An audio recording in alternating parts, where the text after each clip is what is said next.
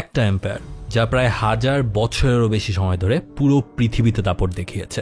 এতটাই শক্তিশালী আর এতটাই প্রাচীন তারা ছিল যে বিশ্বের সব থেকে বড় দুইটা ধর্ম ইসলাম আর ক্রিশ্চিয়ানিটির রিলিজিয়াস স্ক্রিপচারেও তাদের নাম এসেছে।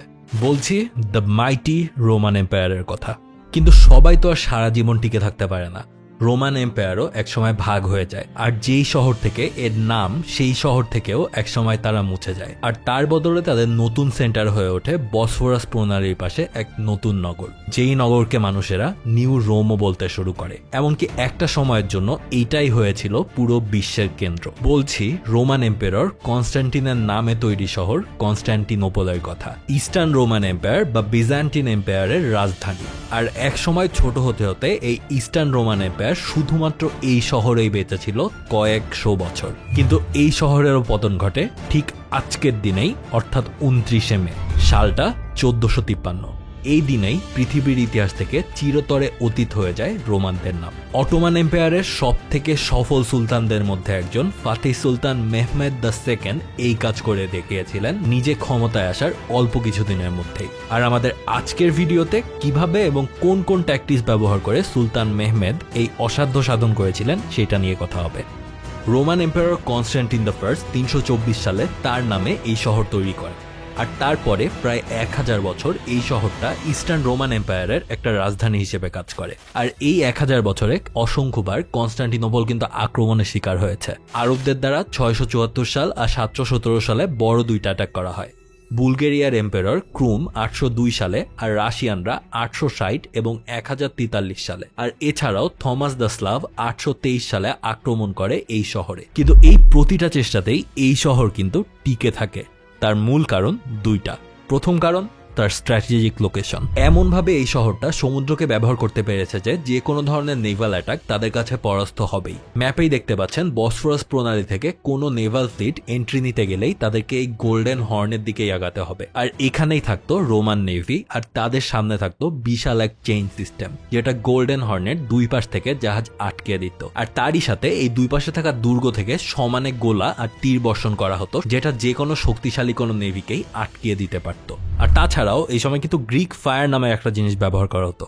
এটা কি? এটা এমন একটা আগুন ছিল যেটা যে কোনো সাধারণ আগুনের থেকেও অনেক বেশি ফ্লেমেবল এবং তাপমাত্রাও অনেক বেশি। দুই পাশ থেকে আক্রমণ করা জাহাজগুলোতে আগুন ধরিয়ে দেওয়াও রোমানদের জন্য খুবই কাজে আসতো। আর যারা গেম অফ থ্রোনস দেখেছেন তারা হয়তো ব্যাটল অফ ব্ল্যাক ওয়াটার বে এর আইডিয়াটা রাইটার কোথা থেকে পেয়েছিল সেটা বুঝতেই পারছেন এখন। আর এই নেভাল অ্যাটাক ছাড়াও যদি গ্রাউন্ড অ্যাটাক কেউ করতে চাইতো তাহলে তাদের সামনে এসে দাঁড়াতো কনস্ট্যান্টিনোপলের বিখ্যাত থিওডোসিয়ান ওয়ালস, যা প্রায় 1000 বছর ধরে কোনো আর্মি ভাঙতে পারে নাই। এটা ছিল প্রায় 3 লেয়ারের, আর মারমারা সমুদ্র থেকে শুরু করে গোল্ডেন হর্ন পর্যন্ত বিস্তৃত প্রায় 6.5 কিলোমিটারের একটা দেয়াল, যার সামনে প্রায় 20 মিটার পুরুত্ব আর 7 মিটার ডিপ খাত কাটা থাকতো। আর এর পরেই প্রথম লেয়ারে থাকতো অসংখ্য আর্চার বা তীরন্দাজ বাহিনী।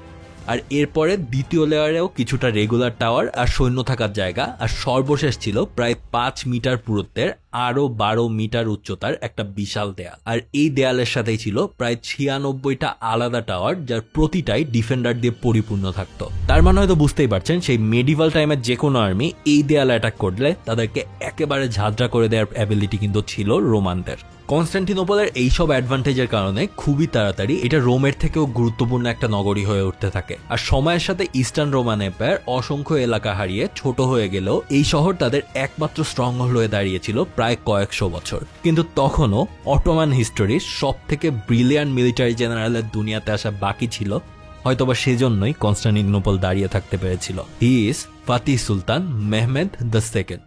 সুলতান মেহমেদ দ্বিতীয়বারের মতো এবং ফাইনাল ভাবে ক্ষমতায় আসেন তার বাবা সুলতান মুরাদ মারা যাওয়ার পর 1451 সালে। আর ততদিনে অটোমানদের রাজধানী ছিল আদ্রিয়ানপোলে এবং একই সাথে সার্বিয়া পর্যন্ত তাদের সীমান্ত চলে গিয়েছিল। কনস্ট্যান্টিনোপলই ছিল তখন এমন একটা জিনিস যেটা কখনো কোনো সুলতান দখলে আনতে পারে নাই। আর 1394 এবং 1422 সালে দুইবার অটোমানরা এই আক্রমণ করে ব্যর্থ হয়েছিল, আর এই কারণে এটা দখল নিয়ে প্রচুর ফ্যাসিনেশন ছিল তখন। আর তার পেছনে বেশ কিছু রিলিজিয়াস ভবিষ্যৎবাণী এবং প্রফিসিও একটা ড্রাইভিং ফ্যাক্টর ছিল। আর সুলতান মেহমেদ এই কারণেই ক্ষমতায় আসার পরপরই প্রিপারেশন নেওয়া শুরু করে এই শহর জয়ের জন্য।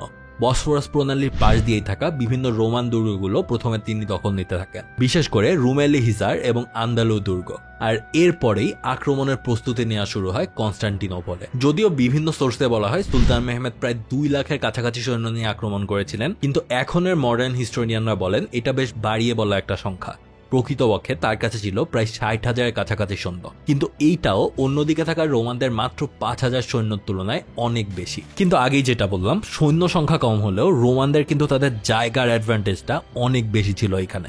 এই ওয়াল আর অন্যদিকে গোল্ডেন হর্নের নেভি ব্যবহার করে এর আগে এর থেকে অনেক কঠিন যুদ্ধ রোমানরা জিতেছিল কনস্টান্টিনোপলে। কিন্তু এইবার সুলতান মেহমেদ এক নতুন জিনিস নিয়ে এসেছিল, প্রায় 9 মিটার লম্বা বেশ কয়েকটা কামান, যেটা প্রায় 500 কেজি ওপরের গোলা ফায়ার করতে পারে, আর প্রায় 1.5 কিলোমিটার দূর থেকেই। এটা বলা হয় সুলতান মেহমেদ ক্ষমতায় আসার আগে থেকেই প্রচুর স্টাডি করেছিলেন এই কনস্টান্টিনোপল নিয়ে। কেন আগের অ্যাটাকগুলো সাকসেসফুল হয় নাই সেটা নিয়েও তিনি কাজ করেছিলেন। আর এ থেকেই ক্ষমতায় আসার পরেই তিনি তার পুরা এম্পায়ারের বেস্ট সিজ ইঞ্জিনিয়ারদের দিয়ে এই দেয়াল ধ্বংস করতে পারে এমন কামান বানানোর জন্য প্রচুর খরচ করতে থাকেন। আর 1451 থেকে 1453 পর্যন্ত পর্যাপ্ত প্রস্তুতি নিয়ে তিনি তার আর্মি নিয়ে কনস্টান্টিনোপলের সামনে হাজির হন 1453 সালের 2 এপ্রিল। এরপর 6 এপ্রিল সকাল থেকেই অটোমানরা তাদের নতুন কামান দিয়ে গোলাবর্ষণ শুরু করে। প্রথম থেকেই কিন্তু কনস্টান্টিনোপলের দেয়ালে এই কামানগুলো ড্যামেজ করা শুরু করে দিয়েছিল, কিন্তু সমস্যাটা বাধে অন্য জায়গায়। এই কামানগুলো কিন্তু সেই সময়ের তুলনায় অনেক বেশি অ্যাডভান্স ছিল, আর এগুলোর সাইজও এতটাই বড় ছিল যে এগুলো কুলিং এর জন্যও কিন্তু প্রচুর টাইম লাগছিল। অর্থাৎ একটা গোলাবর্ষণ করার পর এই কামানটা যতটা বেশি গরম হয়ে যাচ্ছিল, সেটাকে আবারও আরেকবার গোলাবর্ষণ করার জন্য প্রস্তুত করতেই প্রায় 3-4 ঘন্টা সময় চলে যাচ্ছিল। এমনকি এটা বলা হয় 24 ঘন্টার মধ্যে একটা কামান সর্বোচ্চ 7 বার কিংবা 6 বার হয়তো বা গোলাবর্ষণ করতে পারছিল। আর এই সময়ের মধ্যে কিন্তু রোমানরা দেয়ালগুলোকে আবার রিপেয়ার করে ফেলছিল, তার মানে লাভ খুব একটা বেশি হচ্ছিল না। আর এ থেকেই 7 এপ্রিল সুলতান মেহমেদ তার আর্মির একটা অংশকে সরাসরি দেয়ালে আক্রমণ করতে পাঠায়। কিন্তু এই বিশাল 3 লেয়ারের দেয়ালে থাকা ডিফেন্ডারদের তীরের রেঞ্জে আসার সাথে সাথেই তারা আর টিকতে পারে না, আর অনবরত বারবার কামান দিয়ে গোলাবর্ষণের চেষ্টা করায় এই দিনেই সুলতানের নতুন কামানগুলো অকেজো হয়ে যায়। অর্থাৎ অটোমানেরা তখন কিন্তু ব্যাকফুটে। এ থেকেই 8 আর 9 এপ্রিল রোমানরা শহর থেকে বেরিয়ে এসে অটোমান ক্যাম্পে আক্রমণ করার চেষ্টা করে, কিন্তু স্বাভাবিকভাবেই শক্তিশালী আর্মির তাড়া খেয়ে তারা আবার শহরের ভেতরে গিয়ে অবস্থান নেয়। অর্থাৎ বুঝতে পারছেন কোনো পক্ষেই কিন্তু সামনের দিকে আগাতে পারছে না, কজ দুই পক্ষেরই ডিফেন্স খুব স্ট্রং, বাট এটাকেই মেন ঝামেলাটা। আর এর মধ্যেই অটোমান নেভি গোল্ডেন হর্নে প্রবেশের চেষ্টা করে, কিন্তু টেনে রাখা শিকল আর রোমান নেভির কারণে তারাও খুব একটা সুবিধা করতে পারছিল না। আর এরই মধ্যে ইতালি থেকে বেশ কিছু জাহাজ আসে কনস্টান্টিনোপলকে সাহায্য করতে, আর তারা অটোমান নেভিকেও মোটামুটি ড্যামেজ করে। অবস্থা খারাপ দেখে 17 আর 18 তারিখ সুলতান মেহমেদ তার আর্মিকে রাতে অর্ডার দেয় আক্রমণ করার, কিন্তু রাতেও রোমানদের তীরের রেঞ্জে আসার সাথে সাথেই তাদের পিছু হটতে হয়েছিল। তার মানে বুঝতে পারছেন প্রায় সংখ্যায় 10 গুণেরও বেশি আর্মি থাকার পরেও অটোমানরা কিন্তু এইবারও ব্যাকফুটে চলে গিয়েছে বিকজ অফ কনস্টান্টিনোপলস ওয়াল। অর্থাৎ সুলতান মেহমেদের সামনেও আর একটা পরাজয় আসতে থাকে। তার আগের অটোমান সুলতানেরা যেভাবে পরাজিত হয়েছিল তার সামনেও সেই ভয় চলে আসে, আর কনস্টান্টিনোপল যেভাবে 1000 বছর ধরে দাঁড়িয়ে আছে সেভাবেই দাঁড়িয়ে থাকার আর একটা সম্ভাবনাও ছিল। বাট এই মোমেন্টটাতেই সুলতান মেহমেদ এমন একটা কাজ করলেন যেটা তার আগে অন্য কেউ চিন্তাও করতে পারে নাই। ইভেন তারপরেও দুনিয়া তার কেউ চিন্তা করেছে কিনা সেটা নিয়ে ডাউট আছে। আর এই ডিসিশনের জন্যই আজকে তিনি শুধু মুসলিম বিশ্বে না, সারা দুনিয়ার হিস্টোরিয়ানদের কাছেই একজন অন্যতম মিলিটারি ট্যাকটিশিয়ান। সামনে যেহেতু এই নদীপথে আগানো যাবে না এত ব্লকেডের কারণে, তাই তিনি রাতের আধারে তার জাহাজগুলোকে সবগুলোই মুভ করান এই অঞ্চল দিয়ে টেনে এনে। আর একটু পরেই দেখা যায় অটোমান জাহাজগুলো অপ্রস্তুত থাকা রোমান জাহাজের উপর আক্রমণ করে বসে গোল্ডেন হর্নে। একেবারেই হকচকিয়ে যাওয়া রোমান ফ্লিট সেই আক্রমণ আর সহ্য করতে পারে নাই, আর গোল্ডেন হর্ন তখন চলে আসে সুলতানের নেভির দখলে। রোমান এম্পারার কনস্টান্টিন হয়তো এই অবস্থা দেখে একেবারেই বিশ্বাস করতে পারেন না। এই অবস্থা একদম আউট অফ দ্য বক্স চিন্তা যাকে বলে, সুলতান মেহমেদ সেটাই করেছিলেন।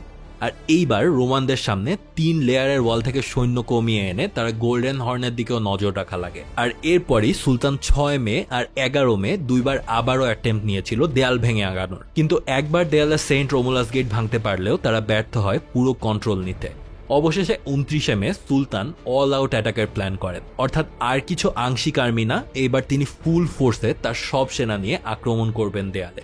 আর অন্যদিকে অটোমান জাহাজগুলো গোল্ডেন হর্ন থেকেও অনবরত গোলাবর্ষণ করবে ওয়ালের দিকে। এ থেকেই সেন্ট রোমুলাস গেট তারা আবারও ভাঙতে সক্ষম হন, আর সেখানের একটা দুর্গা কন্ট্রোল নিয়ে ফেলে জেনেসারিরা। আর সেই দুর্গ পুনরুদ্ধার করতে গিয়েই মারা যান রোমান এম্পায়ারকে হেল্প করতে আসা ইতালিয়ান কমান্ডার। আর এতে করেই ইতালিয়ান এবং ভেনিসিয়ান সৈন্যরা ওয়াল ছেড়ে দেয়, আর অটোমানরা কন্ট্রোল নিতে থাকে পুরো শহরে। বলা হয়ে থাকে সাহায্য করতে আসা সৈন্যরা যখন বসফরাস ধরে পালিয়ে যাওয়ার চেষ্টা করছিল, সেই সময় লাস্ট রোমান এম্পায়ার কনস্ট্যান্টিন তার থাকা সব সৈন্য নিয়ে একটা শেষ চেষ্টা করেছিলেন। কিন্তু শক্তিশালী অটোমান সৈন্যদের সামনে দেয়াল ব্রিচ হয়ে যাওয়া কনস্ট্যান্টিনোপলের সৈন্যরা আর কিছুই না, অর্থাৎ শেষ হয়ে যায় হাজার বছরের রোমান সাম্রাজ্য।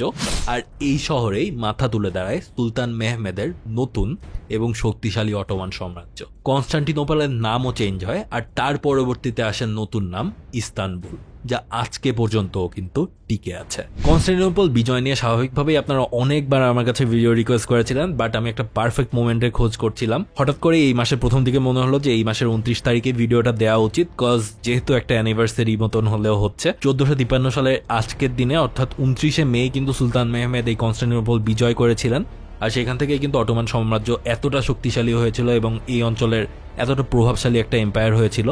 তো আপনারা কমেন্ট করে জানান এই ভিডিওটা আপনাদের কেমন লাগলো, অ্যান্ড নেক্সট কোন ভিডিও চান সেটাও অবশ্যই কমেন্টে জানাবেন। তো that's all for today, until my next upload, have a good week, good by.